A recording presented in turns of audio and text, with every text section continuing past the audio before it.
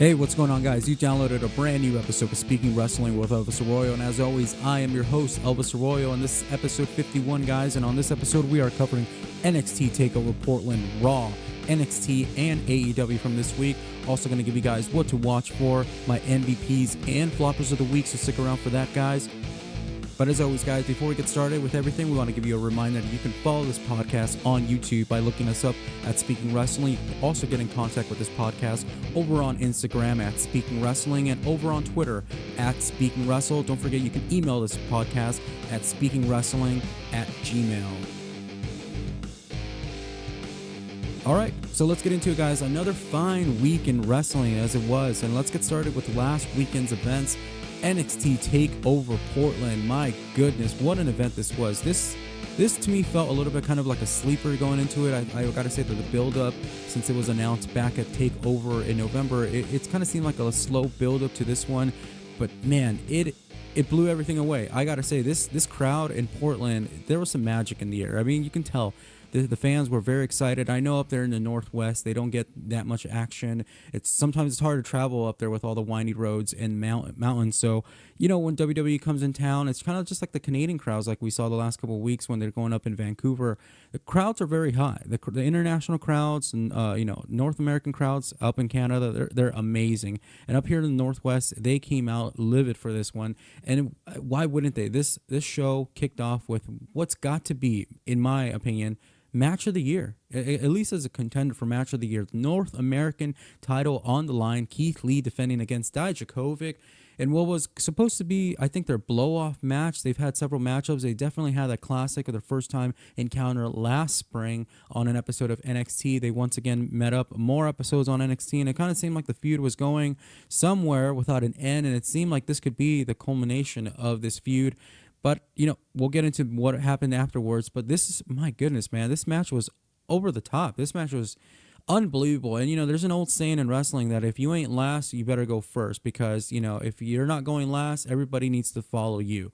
So this is definitely a match that you can say that, you know, throughout the rest of the night, I was literally thinking, how can they top off that match? And as this match was going on, I was telling myself, how is the next match going to top this one? This match is already blowing things out of the water. I feel like I'm already getting my money's worth.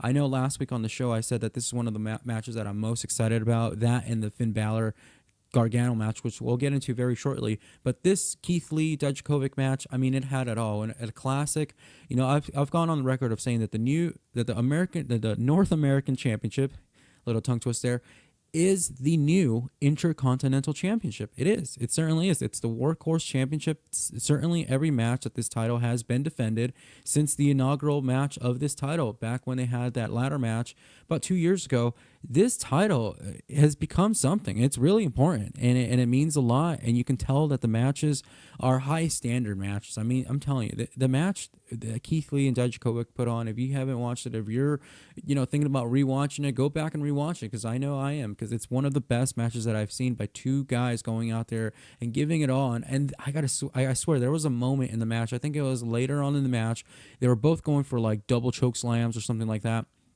You can tell, man, that Dijakovic and Keith Lee, they were like, okay, we're on to something. Like, we're having fun. Like, there was a moment where I literally thought that, like, they're just having fun. They're having fun. Like, if they wanted to smile right now so bad, they would, but they can't. They're in character. They're in this rivalry that's, you know, put it all out there for this North American Championship. But man, you can tell that the crowd was so hot. They were so into this match, and so were the competitors in this one too. And that's what I love. That's what you love, man. It's when everybody in the room is just focused on the action going on in the ring, and everybody loves it and everyone gets it. So good stuff there from those guys. On to the next match. This next match, Dakota Kai and Tegan Nox in a street fight. I got to be honest, guys. I thought this was going to be like on a kickoff show or something. I forgot all about the Street 5 stipulation. But my God, I mean, these two women went out there and put on a veteran-like performance in a street fight. I mean, and what I mean by that is it felt like we're watching two girls that have been doing it, two women that have been doing it for years, and they're pros. This seems like a total good blow off to a great feud that's been building up for months now, that these two are former best friends, former tag team partners, now turned bitter enemies. This is a good matchup. I mean, and the hits were hard. I mean, from the very beginning, this thing got kicked off out by the stage. Then I went out to the audience. There was tables, there was tape used, there was announce tables used, there was chairs used. I mean, this match had a lot of stuff in it. This was a really brutal street fight match. My only takeaway from this match, I gotta say, look, Dakota Kai is, she's surprisingly me a lot of how much she's improved, despite the fact that these two women haven't really gotten a shot near the women's championship. But after this match, they better be around that realm for that women's championship down at NXT. But I gotta say about Dakota Kai, paying attention to some of her selling, I think she's a little quick to go back on the offense when it's her turn to be the one, damaging Tegan Knox. But other than that, I got to say there were some moments where I think she, could have sold some of the hits more. Definitely could have sold the spear through the barricade a little bit more there. So that's my only takeaway. But other than that, the match was great from these two until the end of the match. And of course, the end, it just felt like this was unnecessary. And I know it's a run-in, and it's got Dakota Kai now having a heater and a muscle here. But I gotta say, guys, man, the ending to this match, even the crowd, this felt out of place. This actually felt not NXT like. Like, for the first time you're watching this, and the reaction that the crowd is giving, and just the way it went down, it really felt like this is something that you see on WWE. This is like the equivalent to, if there was anybody that should have come out, it's someone that's, a top star. This is like having Sasha Banks and Bayley go out there and have a match, and for no reason, out of nowhere, Tamina comes out and helps Bayley. I mean, that's what this felt like. This felt like so out of place. Dakota Kai sold this like she didn't even know what was going on. She didn't even know who this woman was and why she was helping her out. I don't even think Dakota Kai needed the help, although she was about to get her neck smashed through a chair, through a table. Yeah, that could have been deadly, brutal. But she got the victory here thanks to help. So not the best ending to it, but man, I gotta say the match was great up until that point. Next match, Finn Balor, Johnny Gargano, for the rights of NXT. Yeah, for bragging rights of who is NXT, who is the person that you think about when NXT, who is the person that's legacy is going to be NXT. I mean, and NXT's legacy is going to be this superstar. I mean, and it's out there. You can go with Finn Balor, who is the longest reigning NXT champion and whose time in NXT really helped NXT get to where it was. NXT before Finn Balor, it got some eyes and got some ears looking, definitely got the network going. But Finn Balor really took it to a next level. This match was unbelievable. And Johnny Gargano, Johnny Takeover, I mean, he lives up to the name. This match was unbelievable. But I got to say, my biggest takeaway from this match is just how confident Finn Balor is now in this role. This is the role that he was meant to be in. When he came to WWE, or when he was about to get signed back in 2013, close to WrestleMania 30 going into 2014, I really thought this guy has the look. He has the look that can get the women behind it. He can get the fans. He's got a good look for the kids to feel like this guy's really cool. He does great moves. His gear's really awesome. He's got great song. This guy's a marketable guy. Finn Balor, there was a time where when he came into WWE, I felt like this is the guy that's going to replace John Cena. I mean, and he should. Should he? And it hasn't really lived up to that, but that's not his decision. But I think the confidence that Finn Balor was showing on this takeover definitely felt like this is the star. This is the star that you should have always pinned the company back on his back and let him carry it. He's not Brock Lesnar. He's not Braun Strowman. He's not The Rock. But in this time, this era, this NXT era, which I believe it's called the NXT era. Anybody can debate me whether that is. I know it's this era, or it's this era. It's the AEW era. It's the NXT era, because nothing would be what it was if it wasn't for NXT. So I gotta say, the confidence that he showed winning this match, the bravado, the cockiness, taking out Johnny. I mean, it's character, but again, I think it's, real is being insinuated into art. This is where, art imitates real life. And I think Finn Balor, I mean, just watch him walk up the ramp after he defeats Johnny Gargano, and what was a hell of a matchup. Another solid 5-star in my opinion, takeover match. So Finn Balor, I mean, he's just oozing, charisma. He's just oozing with confidence. The confidence that you don't see the rest of the superstars do. The confidence that I don't even see the NXT champion Adam Cole have. I mean, I see a lot of guys out there who are trying to find themselves. Some believe that they are who they are, but you can still tell that they're controlled. Finn is on a different level, and I think what he reminded me there was Steve Austin. Steve Austin was the guy that, yeah, he's in character all the time, and you don't know whether that's him being him or not. And that's what I like about Finn Balor after this. It really felt like Steve, who was always just cussing at the camera or just running his mouth. Sometimes you didn't know what he was saying because, it's a faraway shot, but the guy's on. He's expressing himself. He's feeling it.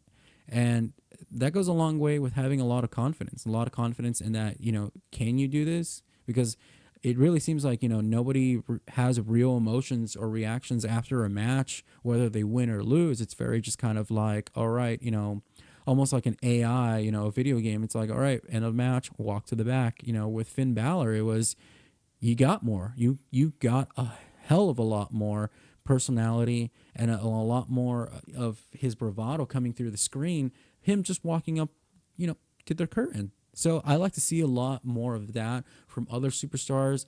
You definitely don't need to try to pry that out of Finn Balor. The guy is amazing. He is a veteran, and it was the right call for him to come back to NXT and definitely leave the charge there.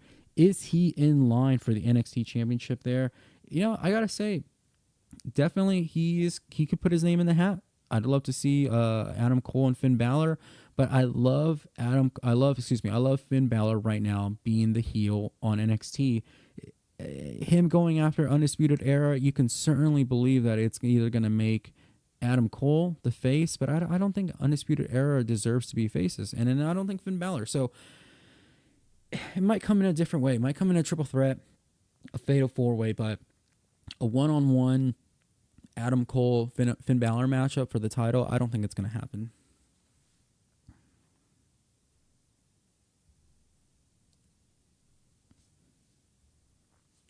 Rhea Ripley defends the NXT Championship against Bianca Belair. This was an amazing matchup.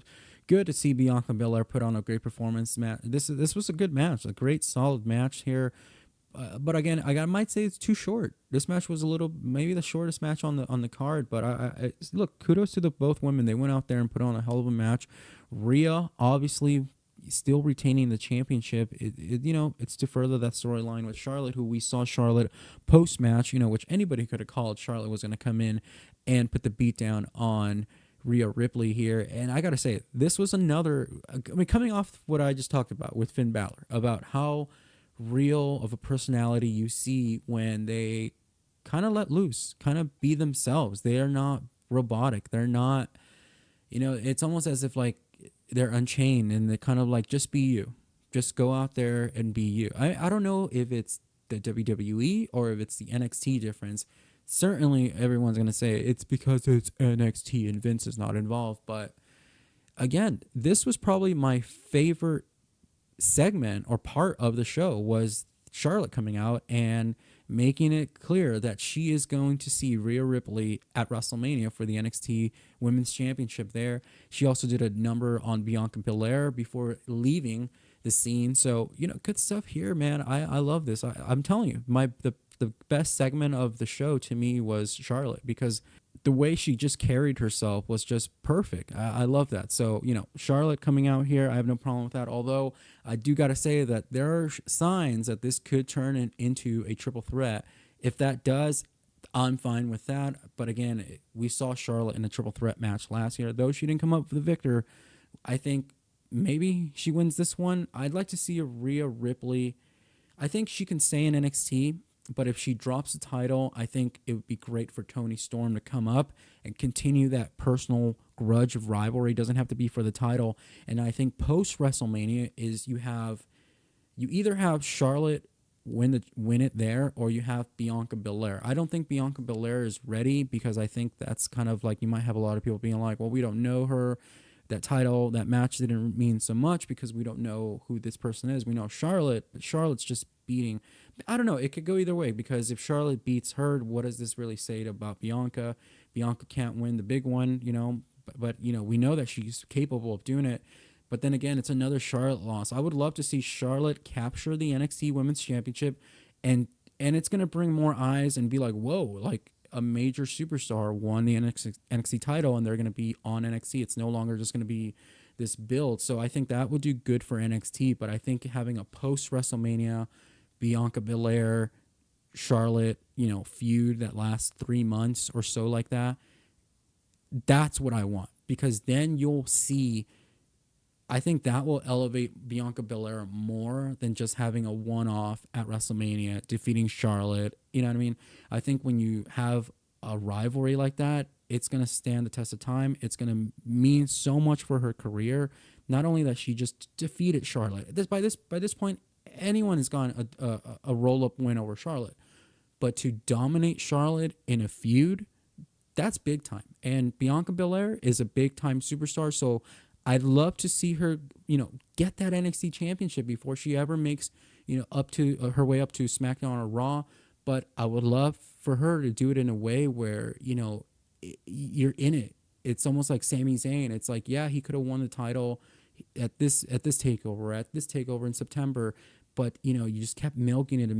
And when time was right, it felt right. And I got to say that the end results to that was a good night. So she's definitely well deserved. She's one of the women that has been down in NXT the longest, and yet to get that championship, she's always knocking on the door, but she's just so close to getting it. So it'd be so nice to see Bianca Belair finally capture that NXT Women's Championship. On to the NXT Tag Team Championships, the Broserweights challenging Undisputed Era. What was a very hard-hitting matchup. Don't have to go so much into this. All you need to know is that this match was incredibly hot. Crowd was into it. They love the Broserweights, Pete Dunne and Matt Riddle. And how could you not? I mean, this is Oregon. Hello. And so there was a lot of more innuendo stuff going on here. But again, the whole, how much fish could Bobby Fish fry? Bobby Fish could fry fish. I mean, that thing is just taking off on its own. So it's good stuff there. I love it.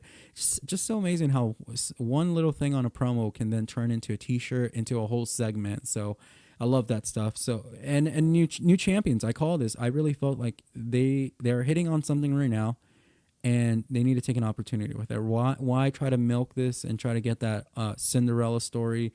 These are two badass dudes that are capable of winning these titles. So, these two guys on their own could be future NXT, world champions. Why can't they not just take off? Two of the best in the tag team division, but certainly these two guys are primed for more than just tag team division. So good to see them.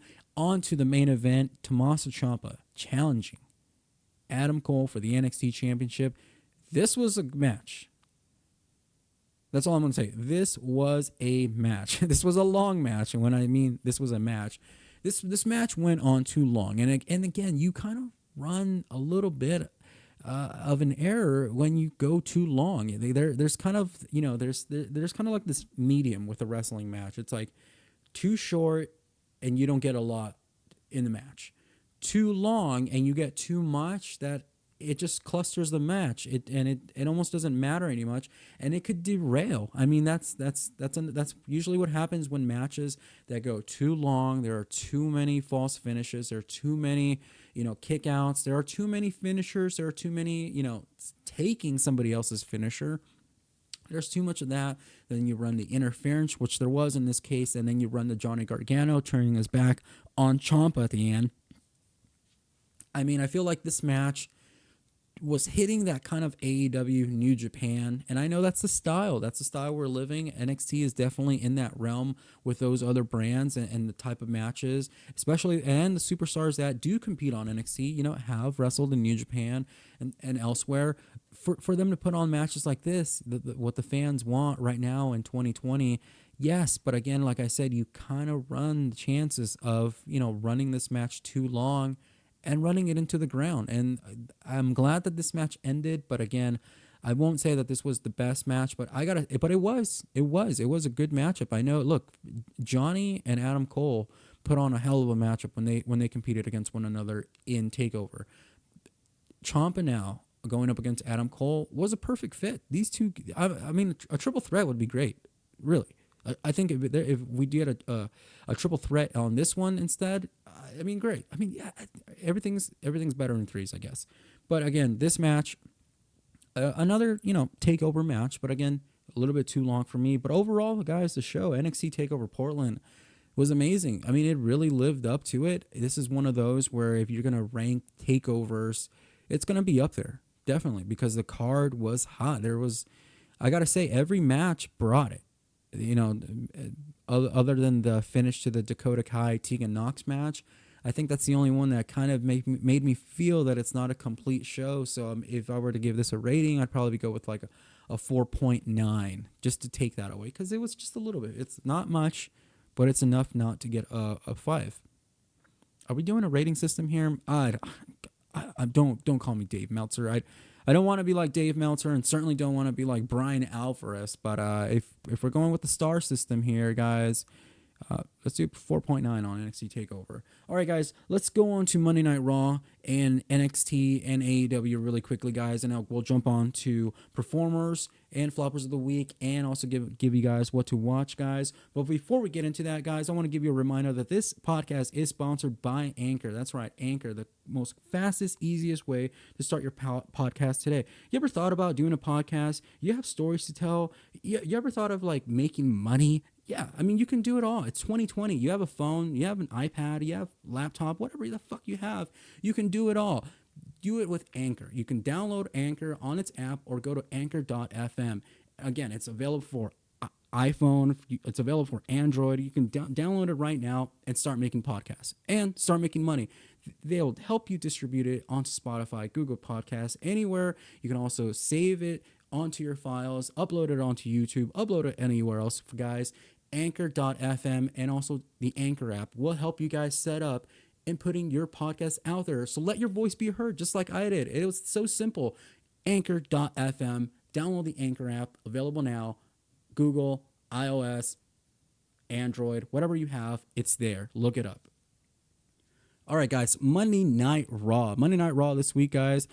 I'm going to be honest with Raw. Raw, I was praising Raw weeks ago. I was saying Raw's amazing. Raw's kind of got to this level where you're no longer complaining. It's no longer a chore. I'm going to peel back a little bit because the last couple of weeks, it feels like it's falling back into its comfort zone. And, you're just getting 6-man tag matches with Kevin Owens and the Viking Raiders, or Kevin Owens and Samoa Joe with the Viking Raiders, Samoa Joe with the Viking Raiders, or the Viking Raiders. I'm so sick and tired of 6-man tag matches. And now look, WWE, what I'm about to say is going to make people's heads blow up, but WWE is known for doing 8-man tags, 10-man tags, 6-man tags, whatever. But I kind of feel like because AEW does it on a weekly basis and they put their top stars in those 6-man tag matches or 8-man tag matches, and they're either at the beginning of the show or the close out the show. I feel like lately WWE, again, this is one of those kind of like, are they really doing it? I think it's more of like, oh, we'll do it better. Because the same thing happens all the time. You watch AEW, then you tune in to SmackDown, and they do the exact 8-man tag match, good and heels. Do the same thing on SmackDown, good and heels, 8-man tag. It's just, I think WWE does it a little bit better because it's more polished. There's not so much pandering to the crowd, pandering to the camera. These guys act like they know like what they're doing and where they're at. So that's my only takeaway from there. But again, man, I've literally shut off everything Kevin Owens does. everything Kevin Owens says, I cannot get into it. I can't get into even this Seth Rollins Messiah thing. Like I'm not into this thing. I'm just not. Like at the beginning I was like, whoa, this could be great. This is awesome. Like it's Seth Rollins leading, a stable. It's Seth Rollins with a young guy like Buddy Murphy. It's AOP. I mean, this looked like an amazing stable, but it just seems like the stable's just here just to feed Kevin Owens to be this favorite babyface, but he's not. Every time Kevin Owens speaks or it's his time to get a microphone, it's like listening to the saddest guy in the world. But yet he wants you to believe that he's a badass prize fighter and that he's just this, pissed off guy. You know what I mean? That has, can just lash out. But every time it's just like a sad fucking story with this guy. And I don't know what the fuck. If you listen to this podcast for the past year, since this podcast started, I've been saying Kevin Owens, second coming of Stone Cold Steve Austin, failed flat on its face. And they're still going with them trying to push Kevin Owens as the top babyface. Who the fuck are the top babyfaces on Raw?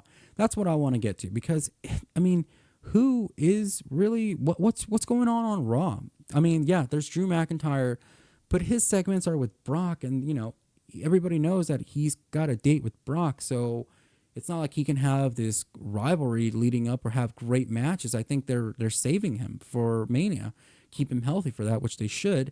So we've gone on this whole, Raw circulates around Seth Rollins and Kevin Owens and Buddy Murphy. It's just so confusing on Raw. But look, there's a good cast of characters if you're not paying attention to that storyline, guys. There's Aleister Black. I think he's making quite a rise here. So I wouldn't be surprised if Aleister Black gets a good big push post WrestleMania. I mean, this is a guy that they've got to elevate. Stop having him work with jobbers and work with, the guys that are, underutilized there that they have. Have this guy working with like Andrade. Have him work with Hector Garza. Have him work with Angel Garza. I mean, this guy can go out there and put on hell of a match. So let him go. Also, the thing with Randy Orton and Matt Hardy, let's get into that really quickly here. Last week I thought that was Matt Hardy's send-off. They bring him out here once again to get his head smashed in 2 times by Randy on the ring steps with another chair. I don't know what they're doing with this. I don't know if this is Matt, going out there and taking a chair shot, so he can get that producer job that MVP got out of nowhere, just him coming back, even though Matt Hardy's been being put in that spot. So I don't know. Is Matt done with the WWE? The rumors are going around that he's going to make the jump over to AEW, where, I mean, it's a perfect fit for him if he wanted to go. I mean, you can't tell him don't go. It's this man's life. It's his career. It's his body. If he wants to go over there and have a ball, go for it. I think that would be good for AEW. It would be good for their fan base. And Matt Hardy's a great competitor, great creative guy. We know what he can do in the ring, and we know what kind of mindset that he's been, put on wrestling for over a decade now, or 2 decades. So, if he goes over there and is this leader for the Dark Order, good kudos to him. I don't think that he will be the leader to the Dark Order. I get this feeling that the leader for the Dark Order is going to be Christopher Daniels. So let's get into that AEW talk. So AEW this week was live in Atlanta, Georgia at the State Farm Arena, big arena there in Georgia. This is where the Atlanta Hawks play. So it's a big arena. It's like a pay-per-view arena for AEW, but they sold it out. Not quite. They didn't get it all sell out, but the crowd was hot. The crowd definitely appreciates AEW. I mean, if there's any resemblance to WCW, and WCW was homed there in Atlanta, Georgia, this was it. So, not one of my favorite shows, but I was pretty entertained with some of this. The Young Bucks become the #1 contenders for the Tag Team Championships as they'll take on Kenny Omega and Hangman Adam Page at AEW's Revolution in next week. And also, Jon Moxley took on his debut match on AEW, Jeff Cobb, and what was a good, solid matchup. But again, those shenanigans, man. You got the interference from the Inner Circle, and then you've got the lights that go out, which we seem to have every single week on AEW, and it's a different person every week. That's what's it's so confusing. It's like let this be for one person. It can't be, hey, let me do that lights out thing next week, or hey, is anybody doing lights out tonight? Nope. Okay, I'll do it. It's just like, come on, dude. I'm so sick and tired of seeing the lights go out and then lights come back on, and what do you know? It's a big surprise. It's so 90s. You know what I mean? It's so 90s, and but nostalgia's in, duh. Yeah, I know, but it's just like, don't you want to see something different and organic and original? I mean, and definitely not the same stuff, especially the same stuff that the other company, used to do. That WWE doesn't do those lights out thing much more. They were doing it with Bray, but I mean, obviously Bray is a character that it makes sense that the lights would go out. So, Darby Allin comes out and makes a save here on Moxley, I guess, and whatever. Cage match here. Wardlow making his in-ring debut against Cody in what was, just a very basic cage match. A very, average guy, body size guy, and Cody taking on a jacked up, muscular guy like Wardlow. I mean, this match just wasn't that good. I mean, it had your typical run into the cage, and then MJF out there, and then Cody climbing up to the cage and doing a moonsault for the win. It looked pretty spectacular and very risky. So gotta give kudos.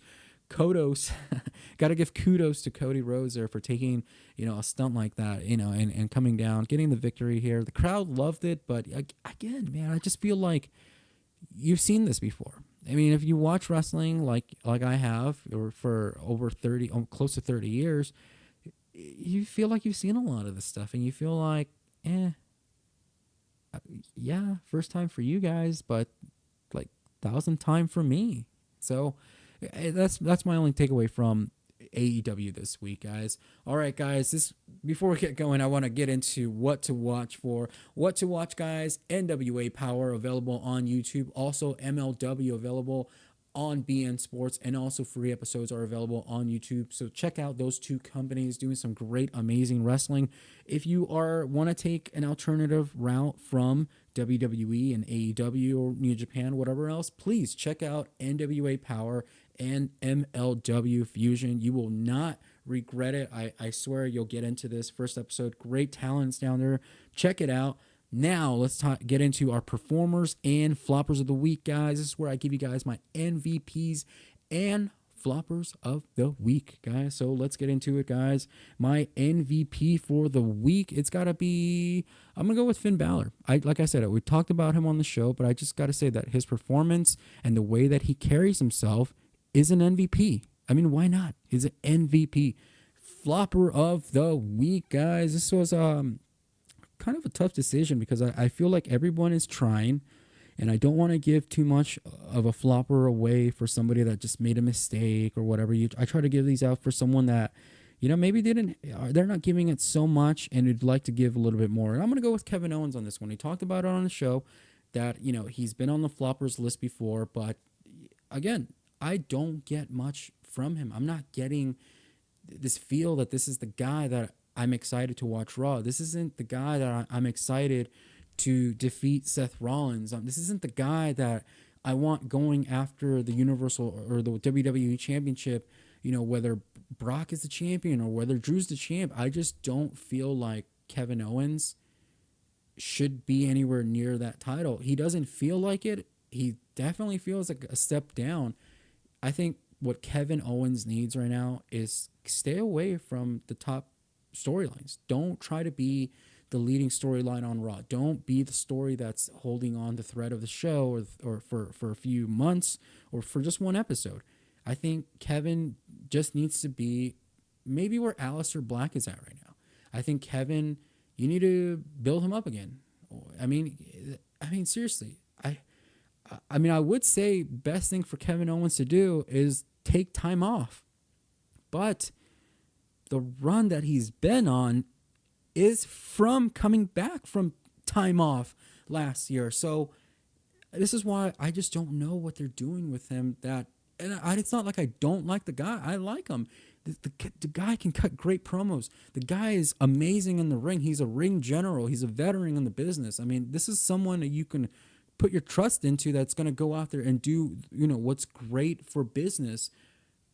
But I just don't know if what they're doing with him now is the right thing for business. So that's my flopper of the week, guys.